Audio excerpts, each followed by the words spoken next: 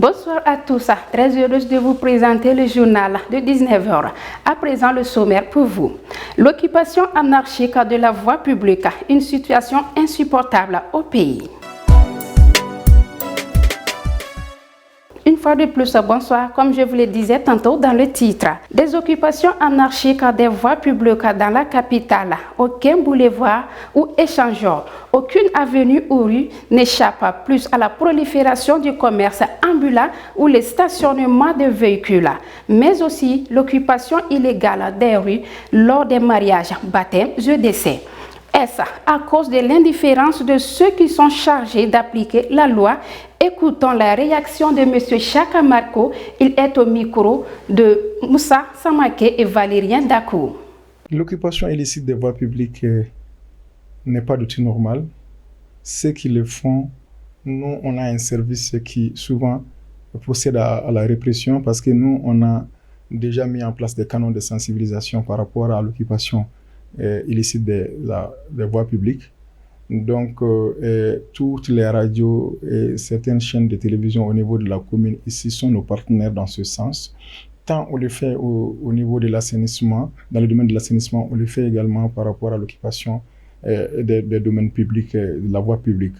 Donc, nous demandons à tous ceux qui sont sur les voies publiques là de quitter parce que c'est là il va de leur sécurité. Et nous avons un service qu'on appelle ici la DIBOP, qui était la BIP avant de changer de nom, la brigade urbaine pour la protection de l'environnement. Donc, cette brigade procède souvent à la répression pour les dégager de la voie publique. Souvent, on enlève, on prend leur matériel ici, ils font de petits commerces. Donc, quand ils viennent ici, donc ils payent, ils sont pénalisés, donc ils payent les 18 000, sinon plus, pour qu'ils quittent la voie publique.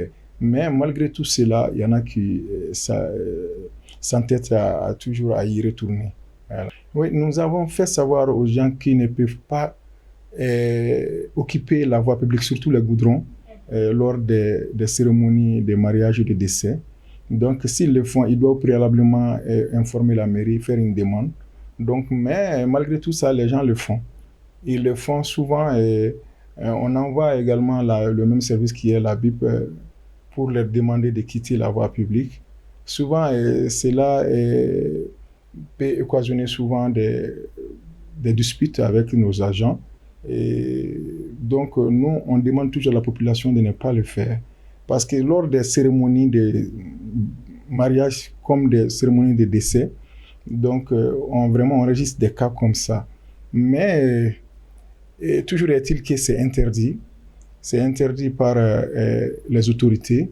Donc, ceux-là qui le font doivent faire une demande.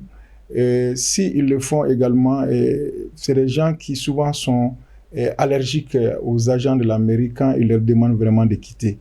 Voilà. Bon, souvent, allez souvent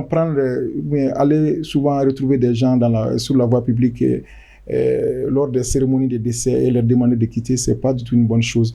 Mais s'ils peuvent toujours nous écrire et demander, et nous verrons la possibilité pour eux vraiment d'organiser leur cérémonie. Force est de constater dans plusieurs gares routières de Bamako les plaintes des chauffeurs de taxi à cause de la hausse des prix du carburant qui devient invivable au Mali. Reportage à Valérien Dakou et Moussa Samake.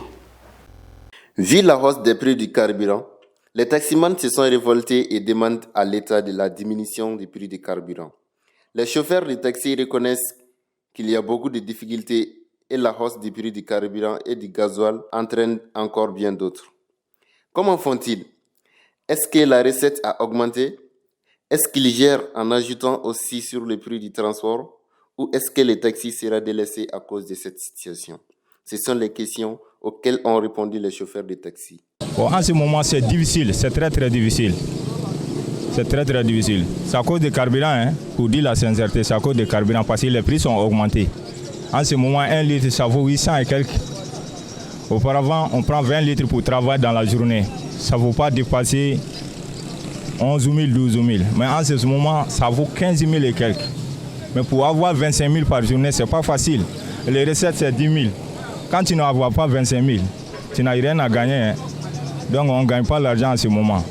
Mais je veux qu'on doit solutionner. quand on a solutionné, la solution c'est quoi? On va baisser les prix des carburants.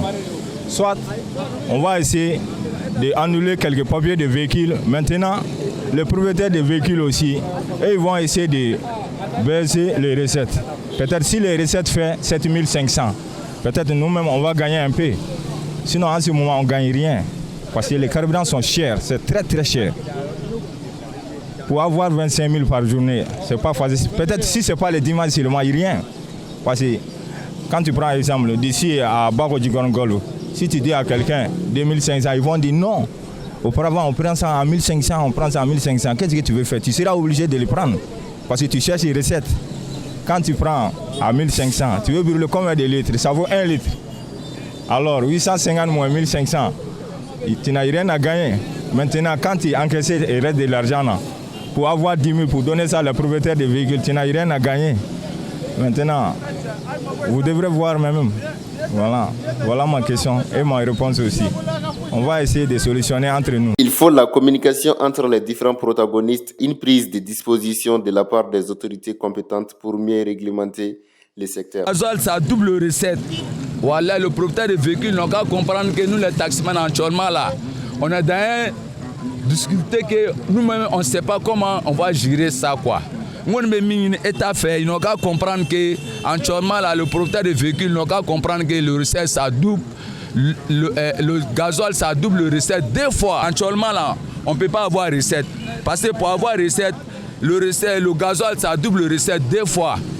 Pour que nous, on n'a qu'à avoir recette actuellement, là, on cherche deux fois dans le gasoil avant de voir recette. Donc, actuellement, où on est là, je veux que l'État n'ont qu'à comprendre, le gouvernement ou bien c'est pas le propriétaire des véhicules. Les propriétaires de véhicules, ils n'ont qu'à diminuer les recettes. Sinon, où on est actuellement là, on ne peut pas avoir recette. Ou bien pour avoir recette, il faut qu'on a qu'à mentir pour aller dire qu'il y a tant, tout ça là, c'est faux. Ils n'ont qu'à diminuer les recettes quand même. Sinon, gasoil, c'est trop. Actuellement, c'est trop. Pour avoir recette actuellement, c'est pas facile. À présent, on vous invite à suivre l'actualité internationale hors de nos frontières. Sénégal. Le camp présidentiel perd la majorité absolue à l'Assemblée.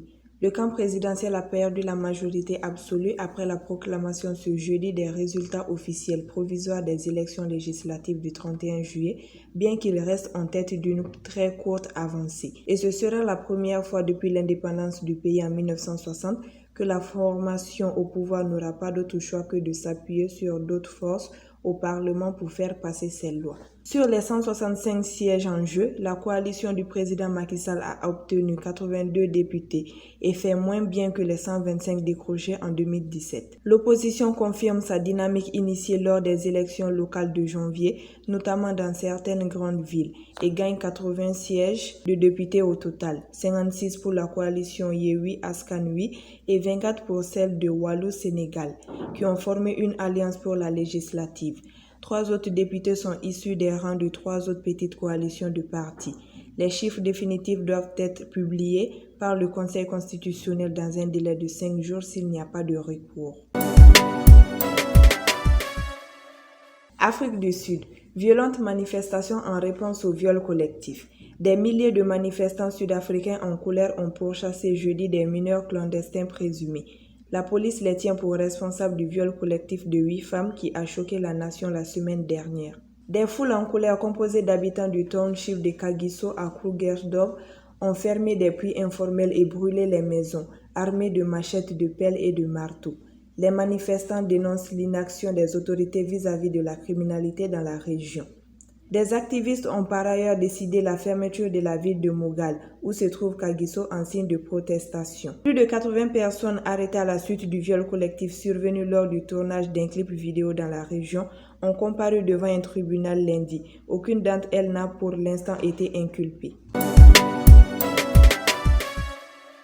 Niger, 24 morts et plus de 50 000 sinistrés à cause des fortes pluies. Les fortes pluies qui tombent au Niger depuis juin ont fait 24 morts et plus de 50 000 sinistrés, ont indiqué jeudi les autorités de ce pays au climat habituellement très sec. Au total, 24 personnes sont mortes, dont 13 dans l'effondrement de leur habitation et 11 par noyade, tandis que 54 653 autres sont sinistrés, selon les chiffres des services de la protection civile. Au moins 36 blessés ont également été dénombrés par ces services. Dans les zones affectées, les pluies ont détruit ou endommagé plus de 5800 habitations et provoqué l'effondrement de classes, de centres de soins médicaux, de greniers à céréales et de boutiques. En dépit de sa courte durée de 3 à 4 mois, entre juin et août ou septembre, la saison des pluies est devenue meurtrière ces dernières années, y compris dans les zones désertiques du Nord. En moyenne, ce sont 40 milliards de francs CFA, environ 60 millions d'euros, que le Niger perd chaque année à cause des inondations et des sécheresses, selon Lawan Magaji. Très sollicitée dans le monde, à n'importe quelle saison, la tomate tient une place importante dans l'alimentation humaine. Ce condiment est incontournable dans la gastronomie de nombreux pays, et tout particulièrement au Mali. Un commentaire de Nafissa Touberti. La tomate est utilisée en cuisine comme légume. Elle peut être consommée crue, en salade mélangée à d'autres ingrédients. Les tomates vertes entrent dans la fabrication de confitures. Mûres, elles sont transformées en purée ou en jus de fruits. En réalité, la tomate est un fruit, même si beaucoup de gens la considèrent comme un légume. La tomate, largement cultivée pour son fruit, est une plante herbacée sensible au froid. Comme dans d'autres pays, la consommation de la tomate augmente sans cesse au Mali. Pourtant, produire de la tomate demande beaucoup d'efforts. C'est ce qui me fait à cette édition. Bonne suite de programme sur Tazudé TV, la télé autrement.